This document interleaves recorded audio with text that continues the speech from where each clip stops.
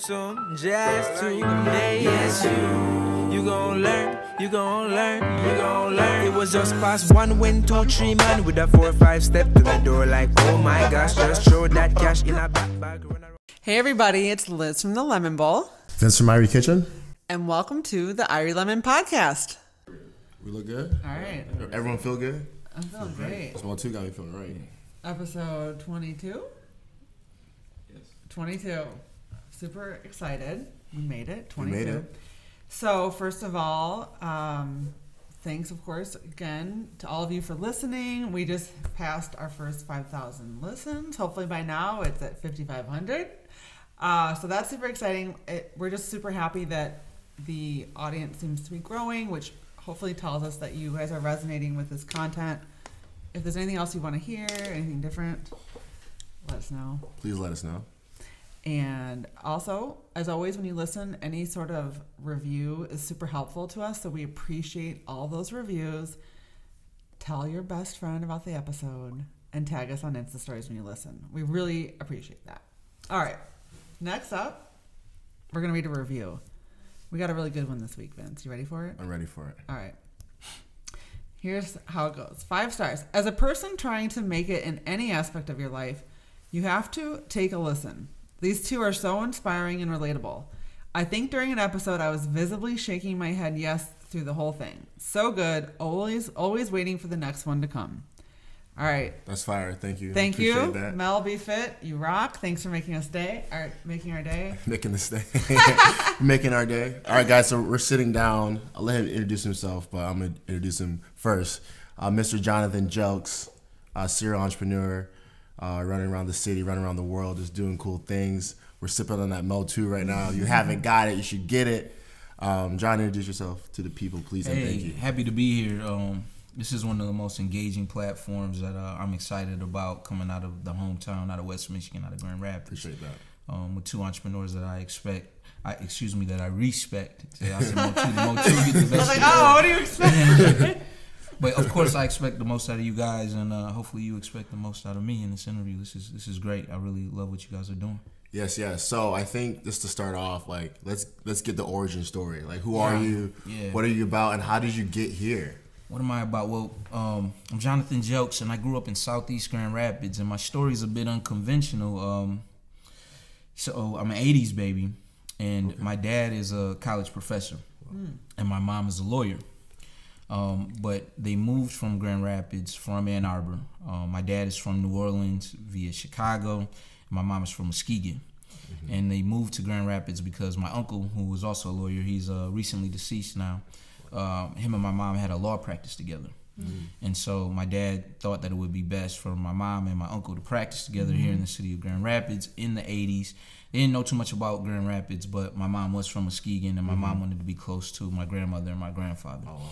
My grandfather ended up passing away around the time that I was born, like within 6 months he passed away. So the move actually made a ton of sense. They were able to spend a lot of time with him because he was an elderly gentleman at that point. Oh, and so they were there to support the family and just be there for the family. And so I grew up in the 80s. I'm an 80s baby. 80s baby. I really grew up in the 90s. Right. And that really informs my entire experience. Now, growing up, I lived in the Easttown Baxter neighborhood. Okay.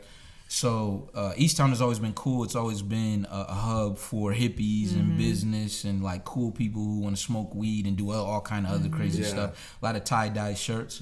And then the Baxter neighborhood, during that era, I don't know, I can't speak to it before that time, but during that era, it was super tough. Yeah. And my neighborhood was kind of like the eye of a storm. So my block was calm. There's a lot of different things going on. There were middle class families. There were people who had businesses. We had a reverend on our block, but we also had people who sold crack for a living on our block as well. Wow. And surrounding our block on Sherman Street there was a lot of different things going on. As far as violence and drug dealing and all that kind of stuff. So I'm coming from this historic family where my uncle's a lawyer, my mom's a lawyer, my dad's a professor. We have a library in our house. If you think about the houses in Easttown and or in Baxter, the homes are really nice. Yeah. You would never know that was quote unquote the hood. You know, you would never know that there would be such abject poverty in those kind of areas. Looking at how the homes look and how they're constructed. So we have a library in our house. We have several rooms. I'm playing hide and go seek. I'm doing the whole the whole Narnia thing. Yeah. You know what I mean? Because the homes are big like that, right? Yeah. Space. But then you got to go outside and you get a different world experience. You know, you get different life experience. And so I have friends who are really on the straight and narrow and were headed to college. You know what I mean? The day that they got into school, they were scholastic achievers. Yeah. And then I also have friends where it was, 5, 6 of them in a household and they sold crack, to make a living to help their mom pay the bills. Yeah. And so that was the dichotomy of what I had to experience, coming up. And it just made for an interesting cultivation process. Yeah, that shapes you as a kid, right? It shapes you. It gives you such a perspective because you're around, educated people. Yep. You're around in a unique environment, but you're able to see real life. And I feel like, I share some of that too, where it's like, it's not what it's not what you think it is. Like life hits you. And I feel like at such a young age, you start to become more aware. Absolutely. I was aware very early. I remember going out to California with my parents on one of the first trips and seeing, I was like 4 years old. Yeah. And this is, 90 or 89 or something like that. And you could see how crack had devastated the community. So me seeing like in the alley behind my house, seeing crack vials and heroin needles and all that stuff, that's regular.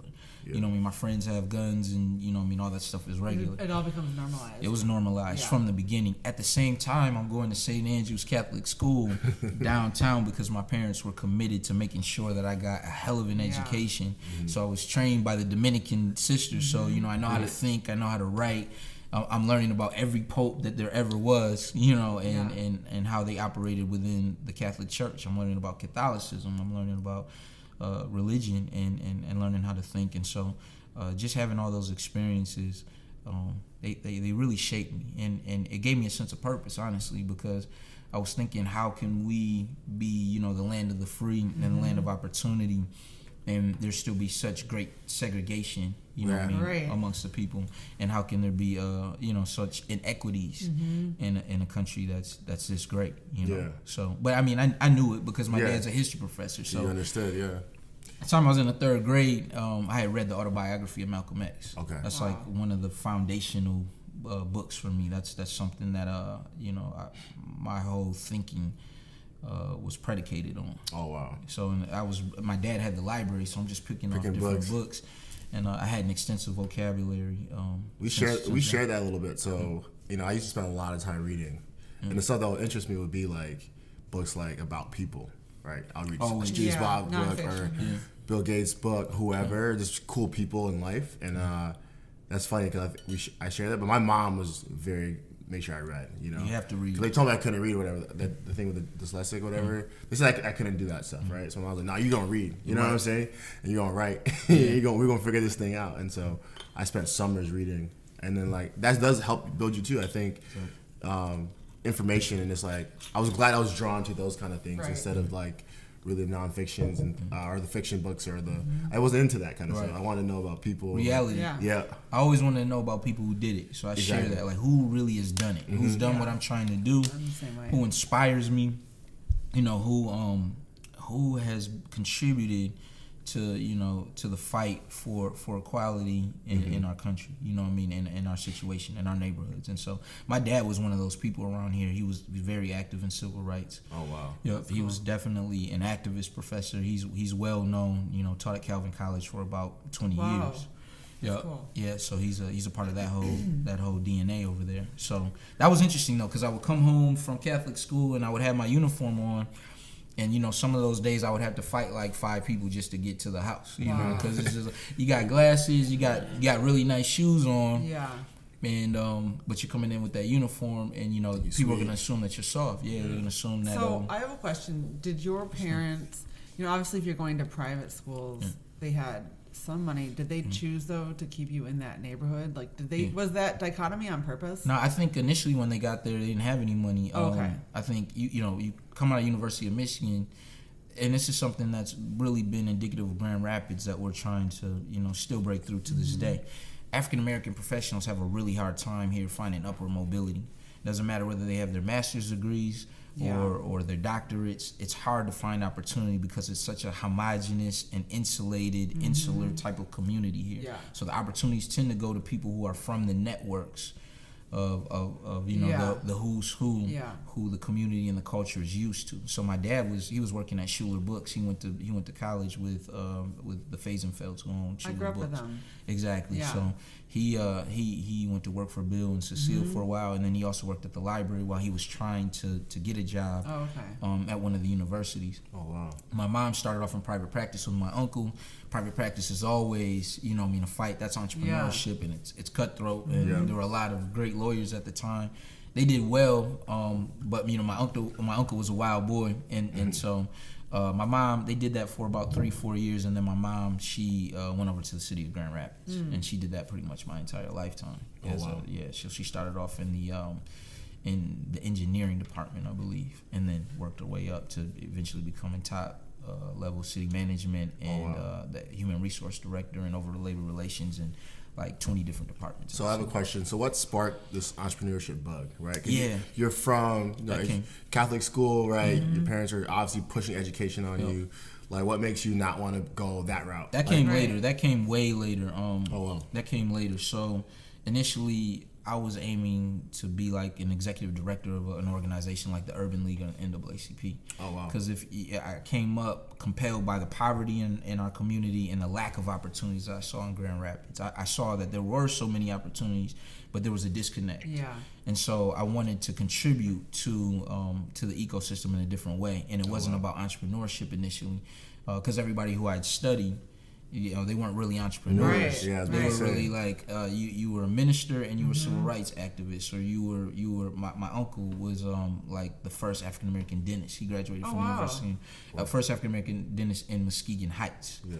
And my other uncle was the first, I think, African American chief of police. We have to fact check that one, but he was the chief of police from Muskegon Heights. Cool. Wow! So they were breaking barriers, but they were also activists and contributed to the community. So you're surrounded by all this. Yeah. So I'm sure this is the legacy that the family is coming from, and so, but it wasn't entrepreneur based. Yeah. And so that bug came later for me. Initially, I was thinking, how do I take one of these organizations and be a connector between what can go on entrepreneurship wise and what we need to do in our neighborhoods to lift education, you know what I mean, to help, you know, that rising tide lift the boats where I come from in Southeast Grand Rapids and other places. So I was thinking about this from a global perspective because my dad, you know, he was traveling to Egypt.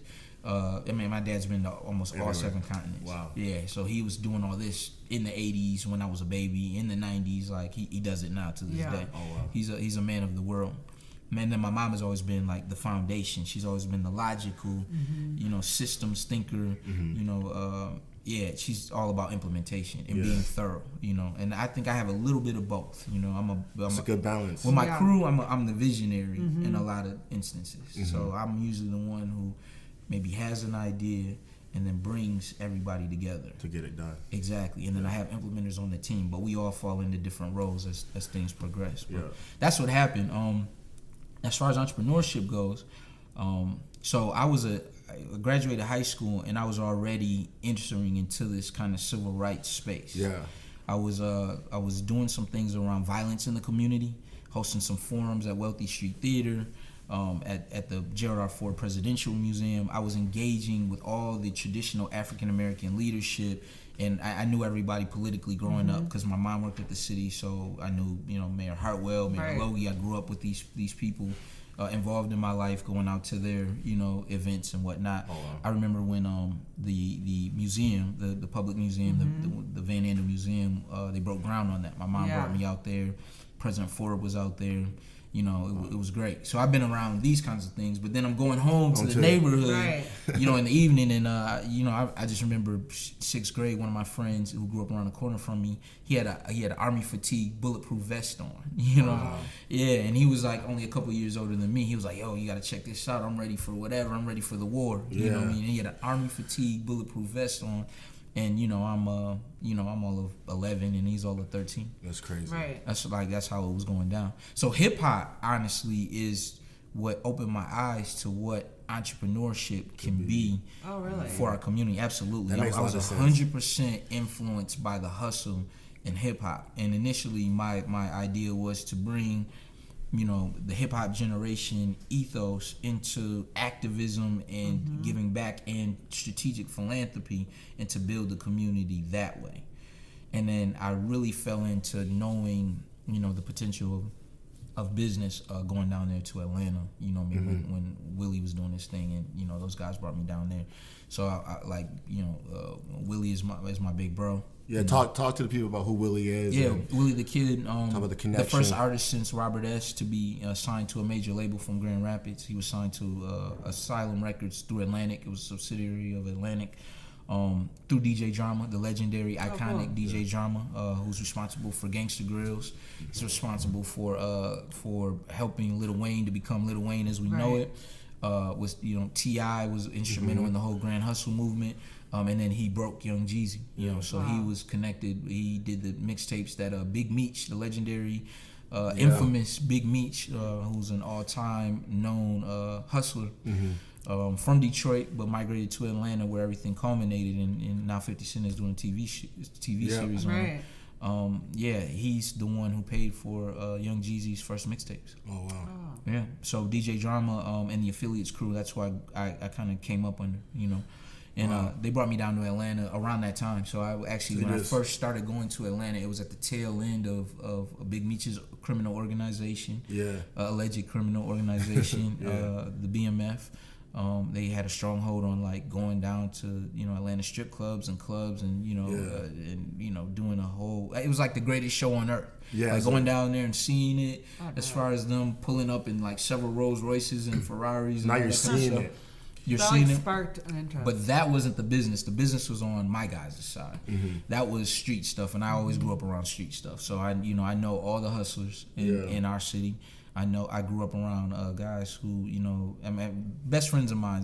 They've done years and years and years in jail, whether the state or federal prison, nonviolent drug crimes, all that stuff. So, you know, it's been quite a wild ride for a young man. I'm a relatively young man, a man in this, you know, you're in your 30s, and you've seen all this, you know, coming up. That's a lot. So really? Go ahead. Well, what's the difference maker in terms of, you know, you might live next door to someone that has a whole different life trajectory? Oh, my parents, 100%. Yeah, those are my parents. My parents weren't having. You don't want to make any assumptions, but I always hear it comes down to the parents. And having respect, because there's other kids who grew up like me, who gravitated towards the streets, and that wasn't really their walk of life. It wasn't really their shoes. They did it because everybody was doing it, so it was peer pressure, and it also became a marker of what made you cool, because you just didn't want to be soft in the neighborhood. That was key. If people felt like you were soft in the neighborhood, they would take advantage of you. You get beaten up real bad. So it sounds to me like you've always been pretty confident. I've always been confident. And that comes from your parents. And I've never tried to be anything that I'm not. And that's the key. I think your parents instilled that in you too. They did, but I had to find it myself, because when you know you have everybody around you doing certain things. You gotta have some kind of fortitude to still be yourself. Yeah, it's key. Amidst everything. And that's so cool. That's hard to do as a young person anyway. Like, even today, I see people who are just imitating somebody else, and I'm like, yo, like I heard a quote like, "You're born an original, but many die a copy." Right? And I'm just like, that's why I fight to be authentic all the time. Who I am, because like I'm not trying to act like anyone I'm not. I don't want anything that's not for me, or like, and I think, you know, shout out to my mom. Really, she always like told me as a kid, like, you know, like, just be yourself, or just like, she's like, oh, I like that you're yourself or something. Like, so you don't, no one can tell you anything. Like, not in like the bad way, but in the sense of that, like, I was so confident, or just kind of knew what I liked. Right. Like, I read books, and kids are like, why are you reading books? You be playing ball. I'm like, yo, I'm not. Like, I can play ball, but like, I'm not gonna go to no NBA. You know what I'm saying? And we did all that. We played the ball, and we went through things, and you know, as a kid, I mean, I was robbed. All kind of stuff that happened to you as a young person coming up in the inner city. Which Grand Rapids is like, you know, it was deindustrialized like all of Michigan, right? Why did so many people from the generation before mine, Generation X, the Generation Xers out there, shout to them, why did they gravitate towards the streets so heavily? It's because the factory jobs that were once available for my grandparents and my parents weren't available in abundance like they were, before. So now, how do you feed your family with limited education in a state like Michigan, which is a maker state? Exactly. And not a lot of examples of other ways of doing it. Exactly, not a lot of examples. There's not, a ton of. There was entrepreneurship before, and when I read like the history of my dad wrote a book about the city of Grand Rapids, and it informs this city that everybody's reading. It informs, this book that everybody's reading now called A City Within a City. Yeah, my dad's book was a foundation for that. It's called African Americans in the Furniture City. Oh wow! Cool. The civil rights struggle for Grand Rapids from, I forgot what the time period is. Yeah. But it's a really phenomenal book. Very academic, but a phenomenal book. But I read about when black business was more prolific in the city of Grand Rapids, but I never saw it. Yeah. Right. Everybody who I saw who was entrepreneurial in my community, in my neighborhood, were hustlers. Yeah. Wow. Yeah. And then everybody who I knew who had money and who were prolific in our community, and were doing great things, were professionals, but they worked for somebody else. They were the black doctors. They were the African American lawyers. They weren't the boss. Yeah, they were doing outstanding in their role, but they didn't own it. You know what I mean? And so this ownership conversation is real. That became something that I learned when I went down to Atlanta. That leads to my next question. And I worked under DJ Drama, and I saw my homeboys, my big homies, my guys, with a multi-million-dollar, kind of infrastructure in the music business. And I said, oh, okay. And then going down to Atlanta and hanging out there, because I had an apartment there while I was in college up here. This is like, I'm in college. Yeah. I'm at Calvin College. My parents helped me buy a house, not too far from where I grew up. And things were going so well. And like Willie and those guys, man, they set me out, and I got an apartment in Atlanta. So imagine being, 20 years old, 21 years old with an apartment in Atlanta, and you have a house back home. Yeah. It's a big deal. That's cool. Yeah. That's huge, especially when you're 20, 20 years old. Yeah. For real. Yeah. So then, so you get around Willie, or you've been around Willie. Now you're in Atlanta, right? But I'm in Grand Rapids. And you're in Grand Rapids too. So I'm flying out to Atlanta on weekends. Or during the week, During the week, do what you gotta do. Yeah, doing what I gotta do. So, when did this conversation around like, yo, I wanna like start taking this ownership mentality and start applying it to my life and the things that I'm doing? Yeah. And what sparked it, really? Like, what was it? All right, I wanna do this now. So I was a rock star, political and kind of civil rights guy in Grand Rapids, probably from around the age 19, 20. So everybody knew me. I was doing all these different kind of events, engaging the community about voter turnout, about bringing peace to the community, stopping the violence, education, the whole nine. Yeah. So it's kind of like I have a whole chapter of that. So I'm already well known by all the who's who in our community, business wise, politically, for engaging the community in those spaces. Yeah. Around the latter 2000s, right? Things were happening with the company down there, and I knew that I never wanted to be in the music business. That wasn't the business that I was just doing that because my friends were from Grand Rapids. They set up in Atlanta, and I'm in Atlanta, and it's a great opportunity to learn. So I kind of consider that like an internship, even though I was getting paid. I was a part of the management team. I was setting up articles and doing PR for DJ Drama and Willie and Willie's brother, who was the president of the company. And we were having a balls meeting everybody, man. I mean, I'm in videos with Gucci Mane and Lil Wayne. And I met P Diddy, on more than one occasion. So Willie's had me around everybody, bro. Like, I'm telling you, like, I've been around your favorite rapper, T.I. I'm in videos with T.I. and Akon, and we got everything is, all we can go to YouTube and just confirm it. I know. I'm all over. Send us links. I want to see some links will be in the description. Yeah, I'm all over YouTube, doing all that stuff, being a part of the rap entourage. But I'm part of the management team, and I'm doing PR while I'm doing civil rights stuff. When I'm at home, I'm still doing what I was doing up here. So I guess in a sense, that hustle's already breathed in you, right? I was always a hustler. Yeah. But I just wasn't focused on maximizing the dollar for myself. I wasn't owning it. I was working a job. Yeah. I was doing a nonprofit when I was here at home, and I was working for them when I was down in Atlanta. Yeah. So around the latter 2000s, I knew I needed to come back up here. There's changes going on with the company. Willie was making some changes, Drama was making some changes, and I didn't want to be in the music industry anymore. You know what I mean? It just wasn't like it wasn't paying enough for me. Yeah. And there's no disrespect to my guys because I was a little man on the totem pole. I was making a lot of stuff happen. Yeah. And I got offered a couple opportunities, but I just didn't really want to move to Atlanta. I wanted to be in Grand Rapids. Right, and that's my question. It's home. Yeah. Because I left and came home. Yeah. And I always want to be home. Right. I want to hear why. Yeah, home is where the heart is. The people who I most want to impact are people who look like me from the neighborhoods that I come from, and the people who went to the great Ottawa Hills High School with me, like that's who. Is that your why? We've been talking a lot about our whys. My why, and I knew, I'm not from Atlanta. There's a lot of opportunity down there, and it's a great place for African Americans to go migrate and kind of do your thing. But I knew that if I built from home, you can do the same thing that like Fred Meyer was able to do, or Jay Van Andel was able to do. You know what I'm saying? And be one of those that look like you. Yeah. What Peter Secchia has been able to amass here, like people talk a lot about the titans of industry from Grand Rapids, and I don't agree with everything that everybody does politically. And so we can agree to disagree, and I can back a candidate, and you can back a candidate, and may the best man or woman win. Yeah.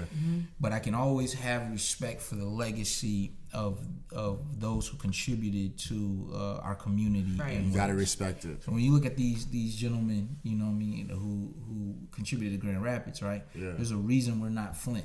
There's a reason we're not in the same situation, that Muskegon is in. Exactly. Yeah, and I love Muskegon. My family's from there. And you have to say kudos to the President Ford and all the guys around him, the business, that really crew that took it upon themselves, to this day, to never divest from the community. We were just talking about. I think Grand Rapids is the number one philanthropic city per capita of any other city in the country, and I feel like there's I think people get confused. We were laughing about this earlier that. People can be pretty frugal around here, but they're not when it comes to like giving back. There aren't, but here's the stick. They contribute to charity more than they contribute to empowerment. The whole trick should be you don't want to have to contribute to a charitable organization for 100 years. That defeats the purpose. You want to come up with a solution to remedy what the problem is. Yeah. So I'm always like, charity is cool, and I have this same conversation with the foundations around here. Charity is cool, but really we want to eliminate the fact that there's so much homelessness. We really want to eliminate the fact that there's so much joblessness. There are jobs here, so what are we doing within the pipeline to get people ready for what the jobs of the future are going to be? And that's why we founded the Midwest Tech Project. Yeah, you see what I'm saying? Yeah, I see. So it's all a master plan. So in 2008, 2009, I started a consultancy. Okay. And I started because I was so heavy into politics and civil rights. It just made sense to do it there. So you're back here now? Yeah, I'm back here in Grand Rapids. I was always what part of town did you move back to? Southeast Grand Rapids. Okay. Oh yeah, for sure. Yeah, Southeast Grand Rapids, a house I already own. Yeah, I've been a homeowner for years. Yeah, you're still in that house? I wouldn't say that on the podcast. Oh. Don't come looking for me in Southeast Grand Rapids. It's a problem for me, I'm in East Grand Rapids right now. But yeah, but I still own that house. So, cool. Man, that's what it is. I come back to Southeast Grand Rapids. I started a consultancy, and we cover the gamut. So we do some lobbying work. We do some making and breaking of politicians, and I landed a giant contract for me at the time with Grand Rapids Public Schools, which was very meaningful. Oh wow! And I was there to help them with marketing, retention, recruitment, and to help out with some politics on the school board, because I had great relationships with the labor unions. Wow! And I had great relationships with the administration at the time, and the administration at the time was led by a real fiery superintendent who was politically controversial. Yeah, that's cool. So we were managing that. Wow. So now I have a business. Yeah. Now I own something. I'm still doing nonprofit stuff, but I have a business. You have a business. Right. And I ended up I'm probably like the first key African American leader to support Brandon Dillon, who ended up becoming the chair of the Democratic Party. Oh wow! But I helped him to become the state representative He didn't really he knew, you know, some people in the black community, but if he was here, he would tell you that, you know, I was instrumental in helping to make the connections for him to, you know, learn about what is going on in the inner city in Grand Rapids and in the black and brown community. Wow. And so we kind of set him out, and eventually it ended up becoming the party boss. Wow. So now you're doing this consultancy, right? You're impacting your community, right? Part of your why. So when did this master plan start? Like, was it always there? Always there. Were you like, I know I did this, but this, and how did you kind of like break down what you did? Well, I didn't know how I could access the resources at that time. You know, late aughts and whatnot. Like I'm thinking 2009, 2010, 2011. I'm not knowing how to go in and start the business, aside from one that I've done based on cultural capital. Yeah, that's different. Like when you need financial capital, when you want to like buy a building or something like that, that's a different kind of business. I have a service-based business, which is great. You know what I mean? I'm getting work out of Lansing. I'm getting work around education stuff, so I'm getting some checks. So lifestyle is improving, all that kind of stuff. But I know that there's so much more that I need to sink my teeth into. And so Jamil Robinson, my partner from Grab, we were, you know, doing some of this stuff together. Like when I got back from Atlanta, we started connecting heavily, and we started concocting master plans together. And I think that was a big deal. I think I introduced him to, you know, a lot of the political people. I had all the relationships. I had all the clout in the capital, and it's hard for somebody. Again, you can be as brilliant as you want to be to break in if you don't, you know, have the relationships here in Grand Rapids. So was there? We talk a lot about, like you were talking about visionaries versus implementers.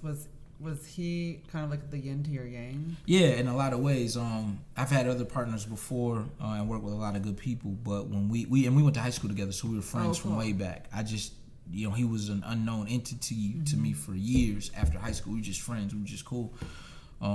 So I didn't really know all what he was doing, but everybody knew what I was doing because I was in the Grand Rapids Press. I started 2 radio shows during that time, you know, so you're doing things. Yeah. I had 2 radio shows I was executive producer for. One was hip hop based, which was great because DJ Drama was sending us all the stuff up here. That's cool. And then one was political based. And it was called Truth Be Told. And so that was great. We were engaging about, you know, policy and things that were going on locally, but also nationally. And we had big plans for that, but the radio station folded. So we did that for a couple years, but the radio station folded. So that was another piece of entrepreneurship that I learned. And then also, I have to give credit to my partner Lacey Jones and Ambiance GR because he opened a club in Muskegon called The Spotlight. And I saw money flow that way too. I learned about the club business, the ins and outs, the nooks and the crannies, the good, the bad, the ugly. So I would say that my experience in Atlanta was one piece, and then my experience being with Lacey was another piece. With Lacey, I made a lot of money because obviously I'm bringing up acts from Atlanta to the club in Muskegon. Everybody's coming out for them. I'm getting them at a discounted rate because I know DJ Drama. I'm a part of the affiliates, which is just huge. And so it was working out for me. So I always knew that my role was to be a connector. And to have vision, and you can make money just by being the man who makes the connections happen. I studied this guy that has been an advisor to LeBron James, and he was an advisor to Michael Jordan as well. They called him in GQ one year the most powerful man in sports, Worldwide West. You've heard him, and Drake has mentioned him, and Jay-Z has mentioned him. And I know, I thought of Jay-Z. Yeah, Jay-Z and Drake, you know, they know. It's funny which one you hear. Everybody knows Worldwide West in sports. I never knew it. Now he's working with the Knicks. That's so, and I'm kind of like the Worldwide West of Grand Rapids. If that makes sense. I love that. So that's how. That's the title. Literally. We play a little play on words. Right, shout out to Worldwide West. Everywhere we go, we make a worldwide mess. But bars. So that's my experience. So I come back. We're doing the political stuff. I have all the relationships. You know, I know all the mayors and the state representatives, and I knew Governor Whitmer before she became Governor Whitmer when she was first exploring running, and when she was I forgot what her old position was, but been knowing these people for a while, and the pivot came because me and Jamil had big plans for the city, kind of like together. How did that start?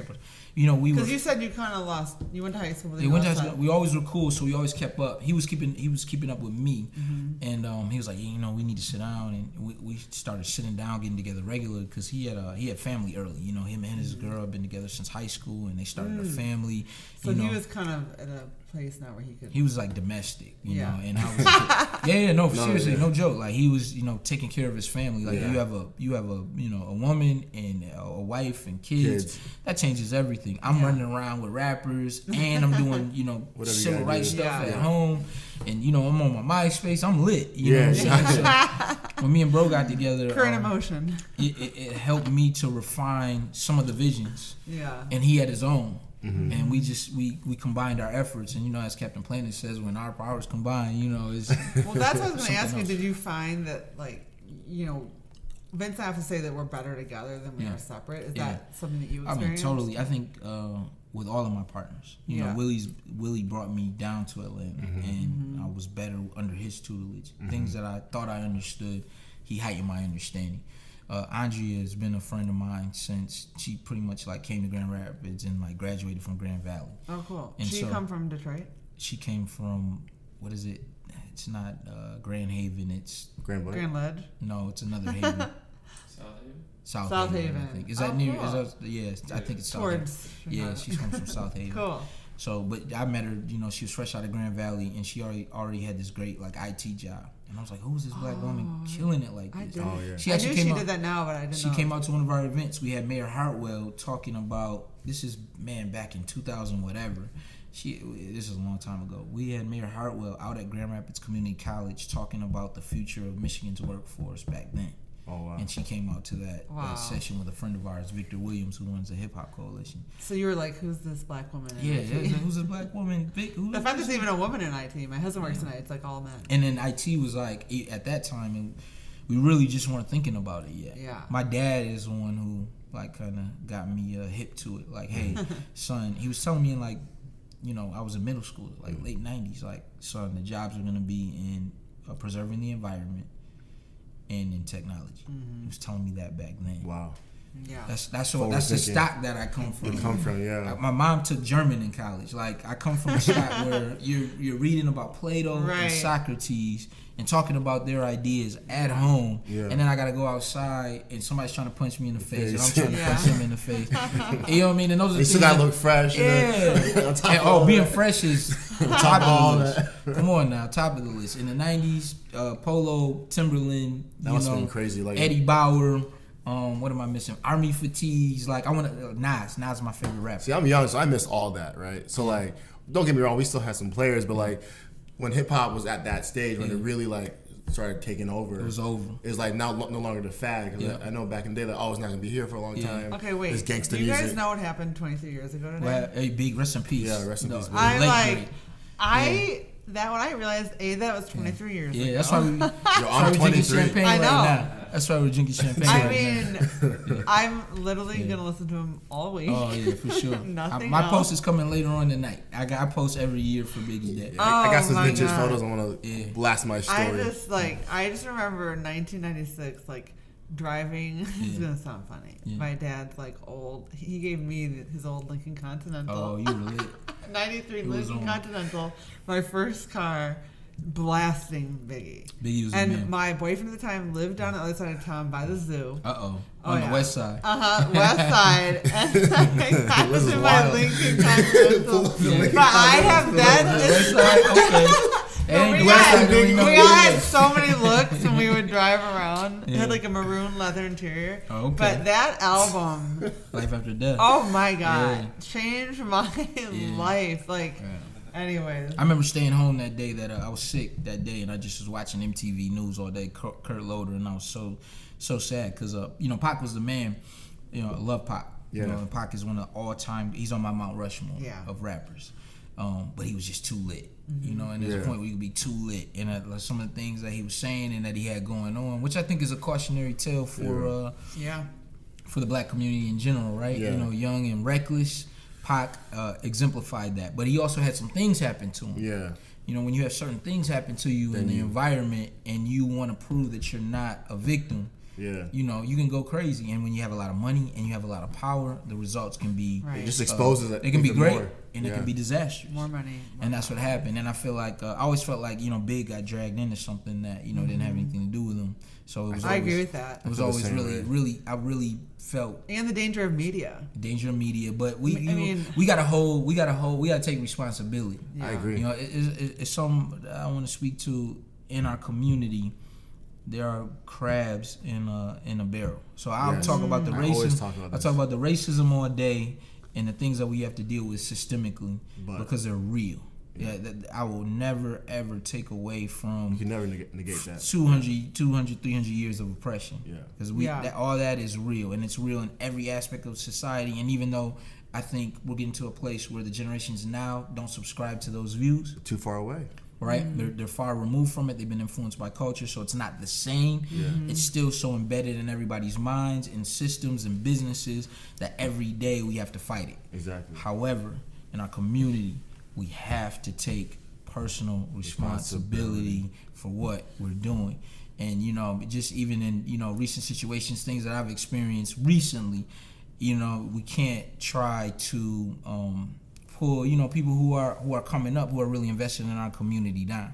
You know what I mean? And if we, you know, if we continue that, it just, there won't be people like me, you know what I mean, who are able to comfortably invest in the community Yeah. and support the community, because you end up like Nipsey Hussle. You know what I mean? No, seriously. Yeah, so And so I think, things are real. you know, I'm Jamaican, and so that part, the personal responsibility part, I feel a lot of like minorities who come from different countries have. Exactly. Because you're coming from an outside Yep. perspective, Yep. right? And the reason why you got there because you took responsibility on yourself to find a way to get here, whether you Yeah. crossed the border or you paid for You it. didn't show up entitled. Yeah. Yeah, no, you just can't. Well, you just didn't know what it was, right? Yeah. A lot of it is just like not knowing what's Well, going and on. we'll speak to Biggie on this, right? Yeah. I think my people from the diaspora who come over here, Yeah, they don't see any limitations because they just see opportunity. yeah. It's kind of like No, we're sold on America or any country that's not where you're at. Yeah. Is paved with gold. But you come in with a mentality that I don't care about the racism, I don't care about the oppression, I don't care about the obstacles. I'm gonna get mine regardless. And you got a whole bunch of people depending on you to do it. And I think like that pressure and that, yeah, you're right. people who come from Mexico, they feel the same way. Yeah. You know what I mean? People, not all, but I'm just saying like Yeah. there's an immigrant mentality, but the African American experience is different. Right. Because we're the ones who allow for this opportunity to even be here. Exactly. Had we not marched, had we not fought, had we not bled in the street for the opportunity, why we have it. nobody would be able to come here and take advantage of a thing, because it would still be this race-based stuff that would be in place. Exactly. That, you know, would be allowing for atrocities to happen. So Yeah. the duality, I think a movie like the Black Panther kind of shows it well, where, you know, we've viewed things from a limited scope, and really, like Biggie said, sky's the limit. Yeah. Really, there are no limitations. You just gotta get to this point. You know what I mean? You within your equilibrium, you have to find this focus, and no matter what's going on, Yeah. I'm gonna Yeah. get it done. And when I think about where I come from, man, my grandmother, she wasn't allowed to go to medical school because she was African American. Wow. Not my great grandmother. Right. My grandmother. It's not that long ago. Right? It's not that long ago. I So mean, yeah. she was top of her class, and you know they prevented her from going on to do that because in the 1950s, 40s, Whatever it and was, 50s, there are some other, yeah. yeah, and she's still alive today. So that's not that long ago. Yeah. But to your point, Yeah. when you see one of us, when you see, you know, an Irie kitchen, or you see a Jamil Robinson building an African American business hub on Eastern Street, you know, he's not somebody that you should, you know, be trying to ostracize for no reason, to give a hard time to. You know, in our community, you know, Nipsey, there's been a lot of deaths in hip hop. Even Tupac's was like very sad in the sense of what he could have meant to the community, because Biggie to me is more of my favorite. He's not my favorite artist, but he's more of my favorite artist than Pac. Biggie's like my second favorite artist. But what Pac meant from a political standpoint and how he was able to galvanize the generation, I've never seen anybody be able to do that. I think Nipsey was like a manifestation of Tupac. He was like the living embodiment of some of the things that Tupac wanted to implement, and to see that happen to him last year, you know, it was a cautionary tale. And then, you know, we deal with, you know, some of these kind of issues, you know what I mean, around here, you know, keep it real. Is it important to you that you show other people that look like you that you can be successful and self-sufficient without music or sports? Absolutely. I mean, that's the end all. I mean, but I think a lot of people have done that, though. When I look at my parents, they've been successful without music and sports. Yeah. What we want to press is ownership. Mm-hmm. We want people to know, hey, don't just go out and get a couple degrees and then move out to the suburbs. You know, it's fine that you move out to the suburbs, but we need to find strategic ways to use philanthropy to empower the community that's still there. I'm doing good, but I have cousins and aunties and, you know what I mean, different people who aren't doing as well. Yeah. You know, they're still in a situation where it's crack and it's drug. Well, not crack so much. I mean, yeah, it's still around, but, you know, there's drugs around them and there's violence around them. And so I can't really legitimately feel like I've done anything impactful when I still have people, you know what I mean, who are in a compromised situation. And so, you know, with our newest program, like from the Midwest Tech Project, TechX, that was specifically developed by one of my friends who spent time in federal prison. Oh, wow. He did like 11 years in federal prison. Wow. Came home and had that concept. AJ Hills the fourth and myself put that program under our auspice because we felt like that was an excellent way to work on ending recidivism. So I don't just sit here and talk about how oppressed we are. And a lot of people in our generation get it twisted. They sit back, they talk about microaggressions, they talk about how they can't do this and that because there's racism. My whole thing is to blow the whole shit up. And still go after it. And go after it. I'm the same way. You know, I feel like, you know, as a minority, as a male, you know, still wanting to go after it no matter what, is like you only get one life, right? Exactly. And so like for me, it's like I don't care what the rules are supposed to be. I don't care who I have to act. I don't care about none of that. No excuses. No excuses because it's like if you really want some, and that was part of how I grew up. I wanted that bike. I had to figure out a way to get it. So like for me, it's like I only know that. And I had it. Crazy thing is, while I give myself a little bit of credit, I had everything that I needed growing up. Yeah, like I had it. People talk about having that. Yeah, they thought I was Richie Rich in the neighborhood. Like your mom's not. People couldn't believe that my mom was a lawyer. Why is your mom a lawyer and you're living in this neighborhood? That I had to convince some of my friends from the neighborhood my mom was a lawyer. Come in, show them the degree from Michigan, show them the law degree from DePaul. Yeah, you know, dispelling the notion that you can only, you know, sell drugs or play sports to get out the neighborhood, you know, or to make it. Now it's not even about getting out the neighborhood, in my opinion. Now it's about buying up the neighborhood. You know, that's what you know, Rick Ross. Yeah, buy back the block. Yeah. But Nas has always been my biggest influence. That's who I wanted to look like. Yeah. That's who I wanted to, like, Nas is the Don. You know what I'm saying? So I didn't want to, like, the other guys, you know what I mean? They were great. They were cool. Yeah. But Nas is for you. Nas is smooth. You know what I mean? Like pretty thug style. That's his, you know, his MO. So the suits and the Frank Sinatra-esque, you know what I mean, kind of aura. You know, that's what I looked up to. And then I always respected that he was unafraid to be, you know, to showcase the intellect and talk about what was going on in the neighborhood. Yeah. Like he never dumbed it down or didn't take a stand, you know, because he was from Queensbridge. You know, and that's been me. You know what I mean? The kid from Sherman Street looking out his window, you know, observing everything that's going on, all the ongoings, and being cool, you know, being smooth, having a lot of tough guys that I grew up around that, you know, are around me even still to this day. And then finding out a way to manage that and not trying to become them, not trying to be one with them, you know, but just being like, hey, I need to be the rock and the foundation so that however all this plays out, I'm gonna have something, you know what I mean, for my people when, you know, it's time for them to make that transition. So I see your why, I see your pillars. Yeah, Nas. And I love that you came back to do it here. Oh yeah, for sure. Nas, hip hop wise, Nas and P. Diddy are my personal influences because P. Diddy's another one. I'm getting some major P. Diddy. Yeah, Diddy is because he's a middle class kid. You know, he grew up from Harlem, but he then, you know, he did business at the highest level, and so he went through a lot though because even when you look at all the East Coast, West Coast stuff and things he had to go up, he had to go through coming up in New York. People, you know, wanted to press him. You know what I mean? They wanted to, you know, take advantage of him, and he didn't let it happen, and he outlasted everybody.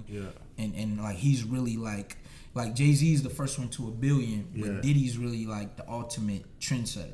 I agree with that. Yeah. He's the one who and set he kept all the going changes. when Biggie died. Oh yeah, for sure. You He know? had to though. Yeah.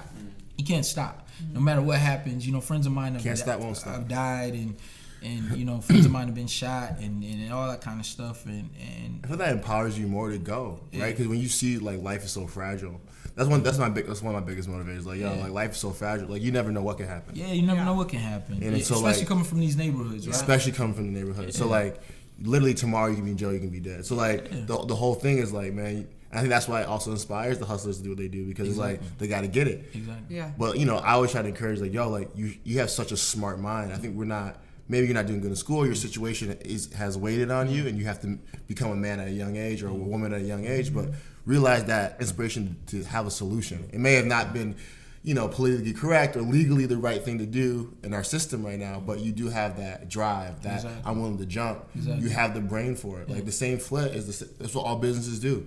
I saw jerk chicken the same way you like. That's right. It's not different. It's not so far away as we make it believe, right? Because it's funny to me how, and I don't know if you agree with this, maybe you disagree. I'm just around people and I hear like how we talk about sports, entertainment, like it's easy, but then doing like owning a business, we make it seem like it's so hard. Yeah. And I'm like, no, like being LeBron James is hard. That's the like, one that you really can't ever do. That's what you can't do. Yeah. But they're like, oh, you can go to the league. I'm like, I'm not saying, I don't want to be the guy that says you can't go to the league, but I'm saying like, you're good at designing, or you can open up shop. Or you're probably not going to the league, guys. Right, I was going to say that. I didn't want to be the one. Yeah. It's the one of the 1%. And like, it's funny to me that I was so aware, but all the kids that look like me, they could have. Yeah. I know kids right now who are 20 trying to still go to the league, right? And I'm just like, bro, like, come on, man. And I know guys who are 50 years old who are still trying to rap, and bro, you'll never have it was written under your belt, bro. It's over. It's over for you. I'm saying? It's over. And but like, take the hustle, take the not giving up, and apply it. Take the experience. One of the things I love about the internet, it's the great equalizer. So now you can see, a Liz and be, extremely successful in what you're doing as with restaurateurs and with how you cultivate social media, all that kind of stuff. You can see what we're doing, Motu Viget Spirits, and you can build it from the ground up. The internet has dispelled all the myths. It kind of even the playing field. It's even the playing field for everybody. There's a how-to for everything. There is no information gap. When I was coming up in the 90s, you had to go to the Encyclopedia Britannica, cross-reference your sources, copy a whole bunch of stuff on the copy machine. You might not have read this book. You might, if your school isn't teaching a certain curriculum, you're out the loop. Now, we all have a computer on our hip. Literally. There's no excuse for you to have a lack of information. There's no excuse for you not to access that and to implement your dreams. And even if you fail at something, you can learn from it and then pour it into something else. Eliminate all excuses. They say if you're not failing 20% of the time, you're not pushing yourself enough. I agree. So I think like if you're just looking to play it safe all the time, and that's a good indicator. Scam money don't make no money, right? And like being too much in the middle don't help you either. And like I feel like all that kind of stuff like is real in business, right? Like life, live how you want. I'm not gonna judge you how you live your life, but like when it comes down to like X's and O's and how we make money, like you have to kind of take risks, and you have to want to learn how to fail, and even apply that even to being an entrepreneur. So they say that people in our generation, right, they're gonna switch jobs like 6 to 7 times. My mom worked at the city of Grand Rapids for 30 years. That's pretty much my entire lifetime, bro. Nobody's going to be doing that in our generation. You're going to acquire a skill set that's going to become antiquated. You're going to need to acquire a new one. You're going to need to adapt. You're going to need to do something different. You're going to go to a different company. You're going to need to take care of your own retirement. There are no defined benefit packages anymore. So your retirement is going to be on you.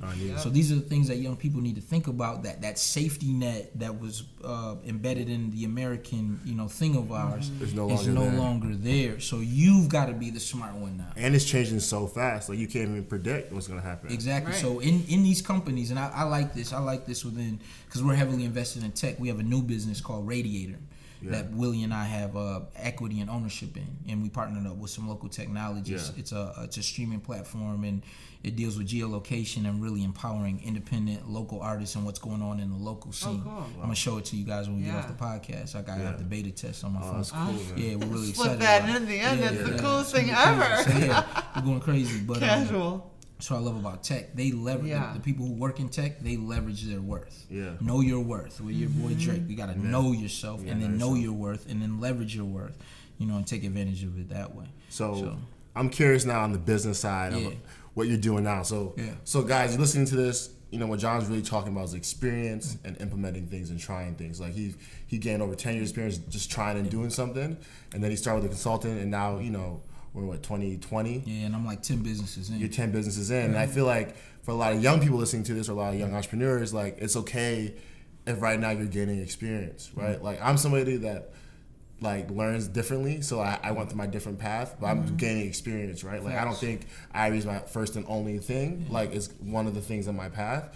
But I do also think that a lot of young people should, like, you know, what you're talking about is like, yo, don't be afraid to go gain experience and learn something. Because I think also with the internet, with no barrier to entry, we have this kind of I love it though. I love the I can do anything mindset. We need that. I don't want to ever like take away from that, but also there's value in understanding that of experience, right? And I think a lot of young people, or a lot of young people want to do businesses, don't think they need experience, and it's just like, well, you can learn on the go 100%, but like at the same time you should come with something. I feel that will just help you out in business, right? Especially in such a fast changing pace. Like literally today I saw stocks going down again. So like if take advantage, you gotta be able to take advantage, you gotta be on it, and it's like learn something, whether it's even if you're an assistant somewhere, but now you know how to schedule. Now you know how to plan out. Now you know how to do 4-month plans. Now okay, that's a quarter. They can plan your business about a quarter. Like, you know, you take, you know, your experiences and then you learn how to apply them. So yeah, and like Gary V's episode today, I didn't listen yet, but it's like, stop buying dumb shit. You know, I think the other issue with social media is that everyone just seems like vacations and fancy clothes and da-da-da-da-da. Well, you can't talk. I can't talk bad about that. I know, I buy so much. I love clothes, man. You know, so do what you do. Do what you love. I love you know, I mean, you found a way though to buy them. You know, as opposed to people that. Well, I feel like clothes are an investment too, right? If you buy a nice piece, that's better than buying like 100 disposable pieces. Yeah. Like, and also I think is like buying stuff to get another reaction. It goes back to knowing yourself. Like, remember, like, I wear stuff that I like, and like it might be designer, but it doesn't have no brand names on it. But that's just me. I'm not judging if you wear a brand name, whatever. We just had two different versions of styles. But also we're not doing it because of the price tag. You really like that jacket. Be smart. You know what I'm saying? I mean, just be smart is what I'm saying. Like, what I learned, it's great to be conservative. Grand Rapids, that's my whole thing. You got people with so much money from around Grand Rapids, and you don't see them pulling up in like Lamborghinis every day. That's my the parents beauty. drove American cars my entire childhood, and my dad was a millionaire that owned buildings and businesses. He's a doctor, and but they never went to Europe. We shopped at TJ Maxx and Target. You know, we did not wear anything name brand. And see, like, where we come from, my neighborhood in the city is like Harlem. Yeah. So it's just flashier by nature. Yeah. My neighborhood, Creative. Uptown, like, they get dressed. You get dressed, you know, and then I don't know if it's like a Midwest thing. Don't get me wrong. There were people in East Grand Rapids that were flashy. Yeah. But my mom and dad were not. I think it goes back down to personality and the black community, man. It's like at the beginning, you're a lover of hip hop, so it's like what Pimp C was saying at the beginning of the song with Rick Ross and Jay-Z. You know what I mean? We were kings before this, like the gold and the furs. Right. That's a part of our DNA. Anyway, but and in those neighborhoods, and I've been to West Africa. Yeah. So my dad took, I've been to West Africa, and so I've seen it for myself. Yeah. Like, that's a part of, and I've been to Jamaica. You know what I mean? I've been to Kingston. I try to get them to take me out to Tivoli Gardens, where Dennis and those guys are from. Yeah, I just want to see it. You want to see it. But also think in those neighborhoods, just to break down anyone who drives by or who's been there, like, in desperation or in those neighborhoods, you're forced to be creative. Like, there is things aren't mapped out the same way. 'Cause I remember when we were in the suburbs, things were mapped out a little bit differently. Kids had bikes. There's a court right there you could go to. You can walk to Johnny's house. Like, all this stuff is a whole different culture. Different culture. And like is more planned out for you, right, in a sense. So then, like, they're playing a different game in a sense, right? And you're younger than me, way younger, way younger, right? Because when we, no, I'm not. No, way younger though. But because when we were growing up, we were outside.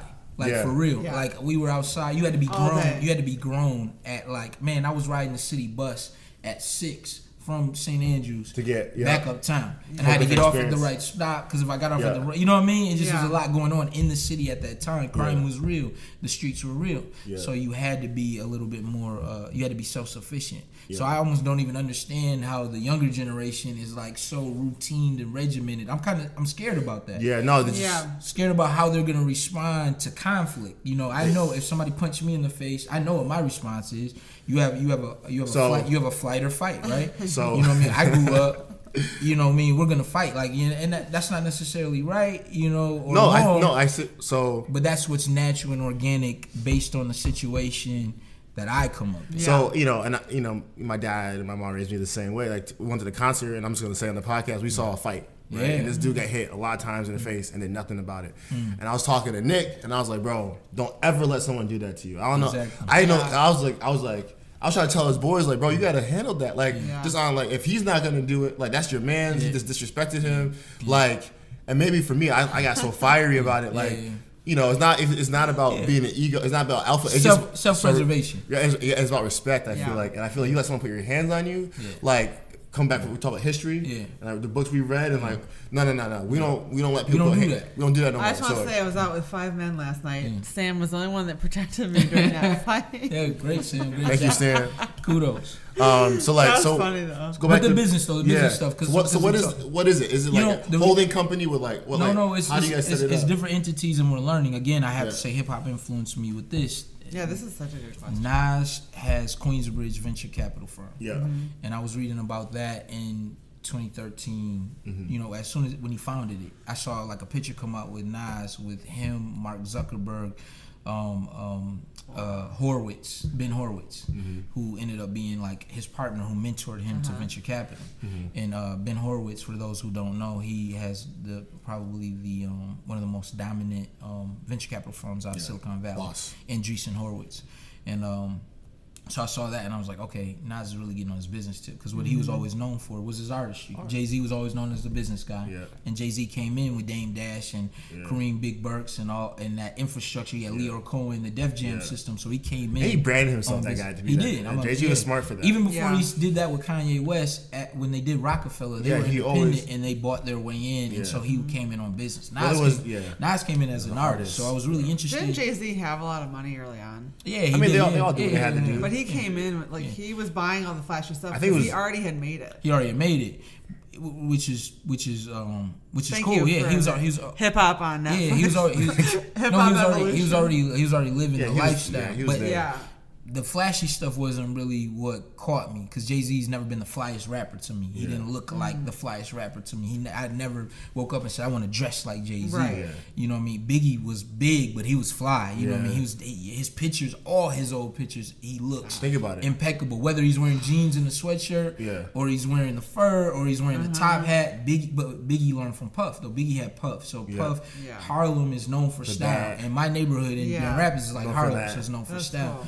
But Nas was never known as the business guy. He was super fly and came from a reputable neighborhood, and he was an artist extraordinaire. He's known for his poetry. He's known for his music. But when he made that pivot after he got divorced and he lost a whole bunch of money and all that kind of stuff started happening, he was making that pivot into entrepreneurship. And I saw he started the venture capital firm. I was like, that's powerful. He got that $40 million after that one deal. He just off one deal. And that's through tech, you know. So and a lot of the deals were tech based. And then he started doing lifestyle based businesses. Like he invested in Sweet Chick, and they got Sweet Chick in London, and they got Sweet Chick in Dubai. And, you know what I mean? He's got like an amazing portfolio. So he's really like the tech guy in hip hop. And then you see Jay-Z then do Marcy Venture Capital Firm after Nas does it. And then you see T.I. start his venture capital firm. You know, so you see people follow suit on that. Nas has always been a trendsetter too. Illmatic kind of was the before and after in rap, because before you did albums like EPMD's albums or like Rakim, Paid in Full, where you work with pretty much one producer. Nas set the template in rap for I work with Q-Tip, Pete Rock, Large Professor, whatever. He changed the game. He did. You know what I'm saying? And then he heightened the game with that second album, which I feel like was a really good retort to like what Biggie and Jay-Z were doing. Like it was written. Everybody talks about Illmatic, but it was written as my favorite Nas album because it's the biggest sounding and it's the most complete to me. Illmatic is like very raw, so I understand why everybody likes it and loves it and gives it adoration and praise. But 96 to me is the best year in hip hop because you have Reasonable Doubt come out. That's the best year in hip hop. And you have All Eyes on Me and Machiavelli come out. That's and crazy. You have Outkast, ATL. See, I'm jealous. That's why I was like, I wasn't even aware of that. I was like, I was a seed. You know I was a junior in high school. Yeah, it was a great year in hip hop, and it was so. And that was my first year driving, and got a Lincoln so Continental. crazy. So I was like, Yeah. I had a CD player. My dad goes, "Do you want skis or a CD player?" You Yeah. know damn well I picked CD player.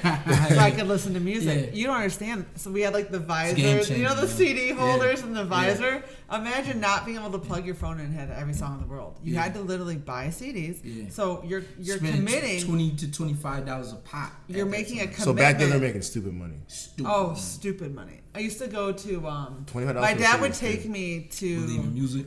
no, well, believe in Sam music Goody. for sure. Oh yeah, but then there was like coffee and CDs downtown. It's not like a little Chinese place. What was that called? God only knows. Yeah. But you had to you couldn't go and get 20 CDs. Nope. So you had to commit. Who are you gonna get? Who are you gonna get? Like, Iron Man from Ghostface Killer. I'm big. Wow. I mean, I'm in Wu-Tang high school. I'm Clan not making any enthusiast. money. So you guys like really like. Oh, yeah. That was the hardest decision. Like yo, The CD player was an investment. It was that or skis. And see, at this time, I'm in like 5th or 6th grade. Yeah. But so you see where I'm at though. Yeah. But this is what's informing me though, Yeah. bro. Yeah. So Wow. when Nas comes off on the message, fake thug, no love, you get the slut. Yeah. Ah, But I'm a kid though, bro. Yeah. Exactly. But Listen then- to Mac of being a white girl needs you out here. Right. I mean, But then my friend is coming around the corner in a bulletproof vest. Yes. So it's Yeah. like it's kind of the soundtrack. What I don't like about was hip hop, that like what is that? It Like was a is that soundtrack to comforting your or is life. that it was like, a soundtrack to our life. Is it nice to hear that then? It was it's a like soundtrack hearing to our life. someone It was like he's talking acknowledging about your life. He's talking about What's exactly actually going what's on. going on around me, not more so my life. Yeah. Because I wasn't. They can relate to it. Right, it's You got- relatable. it was a soundtrack Because I to- obviously didn't relate to any of it. It was. I was knowing. I'm like fake. You Which know, is and- incredible. It's real, bro. But isn't That's that crazy. crazy how Yeah. people that have no relation to it connect to that? I'm not even a man. I'm not even a black. You know what I mean? Like Yeah. I literally am not. That's a, Well, a good product, right? That's Well, what- I that's mean, what it but comes that what down to. is it? That's What why is hip hop it? is the most powerful art form, though, Yeah. because it's truth. Like all the Motown stuff that my parents Yeah. listened to, Yeah. and after Nas, I think Frank Sinatra's probably my second favorite artist, and then Biggie, and then we should start getting, Yeah. we can start going there from there. Yeah. But it's Otis Nas Redding, and Frank Sinatra, right? Sam Yeah. Cooke. And then let's it's go. Biggie, and then it's Jay-Z. You know what I mean? There's a Yeah. list, right? Yeah, I love those guys too, but like direct influences, I relate to Frank. You know what I'm saying? I relate to Yeah. Frank's Frank was the OG experience. too. by the way. Yeah, He was I not- relate to his Frank was not- experience. Yeah. But you know, when you think about hip hop, it's the rawest form of music because it's steeped in truth. When you hear Yeah. the original message from Melly Mel, broken glass everywhere, like that, and everything that he's talking about in the environment, it is so bone chilling, cut to the vein, like it's deep, yo. It's deep, and that's what I love about rap. And that's what I love about How hip-hop. they figured that out and like the painting pictures and all that kind of stuff. I think you don't get that with a lot of other music, don't. right? Like you either like the beat or you like the way that Yeah. someone sings, Yeah. and like you may be paying attention to the words. And that's like your favorite artist, your favorite song. But a lot of hip hop, especially like old hip hop, now it's a little bit different. But like, and when you listen to like, they're trying to paint a picture in your head, right? telling Yeah. you exactly what's going on And like in their neighborhood. They're Yeah. like remember how they Wait, was weren't calling- the lyrics You in see the it? album cover? Oh, you man, I'm open so up. beautiful. Oh, Do my you God. know this? No, I don't You know this one. Open up a CD. I was born in cover. 96. Yeah. First of all, there were different CD. Listen, there were I was born in different 96. CD covers, Yeah. so they trick you into buying more than one. Yeah. So you open up the album and then you pull out this thing. Now my CDs all went in the cover. So you open up and it's like a fold like a flyer. Oh, so so it's powerful. in the CD thing and it has all the lyrics Yeah. written out. Yeah. So I would. You're analyzing the Oh, lyrics. I had to Yeah. know every word. You know what I I'm mean, saying? I needed. Again, I didn't grow up around any of this. So you want to know what's I going want on? to know what's happening. I'm gonna tell you this, bro. That's I used, to crazy. But open, you literally had to. I used to open up the album covers and I used to read all the shout outs. Yeah. So Yeah. I'm reading Biggie in the back and he's Who are the shouting out shout-outs, guys yeah. from Brownsville Yeah, all these and people. Flatbush and all Yeah. the, and all the these neighborhoods. folks. And this is how you know and who are the connections and who are the movers and shakers. Yeah. So like some of the guys that I'm watching documentaries on now on YouTube, or they're making like the Supreme Team, you Yeah. know what I mean, from Queens, which is another infamous crew from Queens, right? That had the 5% Islamic teachings. Yeah. You know, they were known because they were connected with Irv Gotti, and you know they were yeah. involved with the 50 Cent thing, right? The Supreme. You're reading about Kenneth Supreme McGriff on the back of somebody's album cover, and you're Yeah. hearing them shout out him in the Yeah. albums. So you want to put together who is this Yeah. guy who's calling all these shots Yeah. in the neighborhoods in Queens, from Southside Yeah. Jamaica, Queens. So it was just That's how fascinating. you would learn about. But to the business though, Yeah, because sorry. we can nerd out on hip hop Yeah. all day. Nas is doing Queensbridge Venture Capital, and I was That's crazy. seeing that. Me and Jamil had pretty much a master plan of certain things that we wanted to do, and because of our extensive work in the community and some of the things that we approach the city of Grand Rapids about, Jamil had a little bit of a relationship with somebody from Start Garden, Paul Moore, a good friend of ours. But they did leadership at Grand Rapids together. But we ended up connecting with Start Garden, and I knew when I connected with Start Garden and we started doing business with them that this was going to be our opportunity to now, bring about our business portfolio in the way that we want to. I was studying it. I knew what we wanted to do. Yeah. I didn't know what each of those opportunities would look like. I knew what a couple of the opportunities would look like, but I didn't know how it was going to play out. But I knew when I connected with Start Garden that was my opportunity, to bring into fruition a multitude of different businesses. Because why would you want to be wed to one industry? Like anybody. Yeah, seriously. In these times, if God forbid, our restaurant, our bar, restaurant, nightlife spot doesn't do as great as we think it's gonna do. Let's say it just does good. I mean, it's gonna do well, guys. This is hypothetical. But if it happened, No, I'm just kidding. Got like 9 other revenue streams. I talk about diversifying income on the regular. Like in my industry, I'm like the broken record girl because I really there's in my industry in the blogging world, people have different types of businesses, of course. So I look at like a piece of like a pie, with different size slices. Yeah, it's all a pie. And there's a lot of people out there that have, and this is true for any like influencer or any online entrepreneur. If you have like 80% of your pie is being paid by one source, that's going to be really risky because you really, to me, the more pieces of pie I have, the more pieces I have within my pie, the better. Yeah, get your slice, right? Exactly. And like, and you don't need the whole slice of everything. I didn't mean to interrupt. Correct. Yeah, I'm saying like it could be a 5% and the slice. slice sizes change throughout the year, throughout the 10 year. And I think the biggest thing to teach new entrepreneurs is like don't treat your entrepreneurship like a job, right? Like, cause you treat your job like that's what you do, right? Because that's so. When my parents had jobs, these are people that are leading the business, right? I'm like, why? So as a kid, my mom was the boss, but she had a boss, right? Yeah. So for me, I didn't understand that. I never thought about that. And so for me, I was like, well, Vince always tells my kid, "Your mom's the boss." Yeah, and I was like, yo, this is funny. And that's important. Yeah, it's important. They have to understand such a it. sense of empowerment, especially if you don't come from a lot of that. Yeah. Like, it's good to like. But even though my kids have come from many years of it, I want them to understand that. Like one thing my parents did, I'm cutting you off, but they constantly reminded me that this wealth was not normal and was not common, and you were so lucky to have it, and you have to work for it. Oh yeah, and we were constantly traveling and eating in restaurants surrounded by people that didn't speak the same language, didn't look like us. Their families were there, like their kids didn't go to daycare. Like they really did a good job of making sure we never thought it wasn't normal. I love that. That's powerful, I feel like, too. They weren't going to not give us the best schools in the state. I mean, it wasn't to say that they were going to like... love their kids, right? Yeah. Well, yeah. I feel like it was a nice balance. Yeah.